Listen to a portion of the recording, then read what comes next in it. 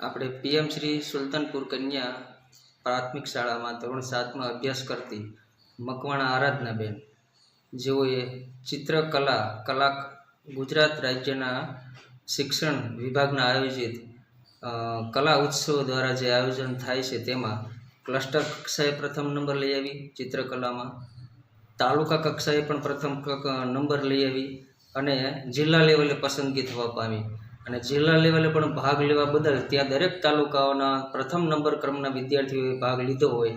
એમાંથી એક નાના એવડા ગામમાં સુલતાનપુર જેવું નાનું એવડું ગામ અને એમાં અભ્યાસ કરતી ગામડાની એક બાળકી જિલ્લા લેવલે બીજો નંબર લઈ આવી.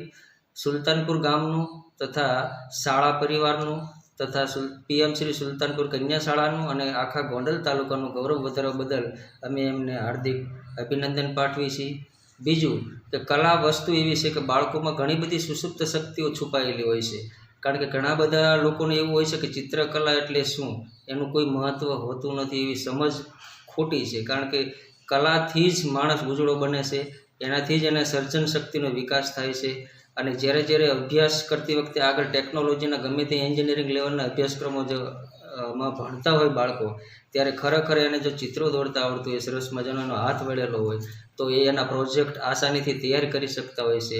એટલે આવા દરેક બાળકોનો રંગો દ્વારા એનો વિકાસ થાય અને સુસુપ્ત શક્તિ બહાર નીકળે એવા અમારા પ્રયત્નો, અમારી શાળાની બાળકીઓ નાના એવડા પ્રયત્ન કર્યા. તે બદલ આપણે આરાધનાબેન ચંદુભાઈ આજે કલા ઉત્સવમાં બીજો નંબર લઈ આવી તે બદલ અમે ગૌરવ અનુભવીએ છીએ.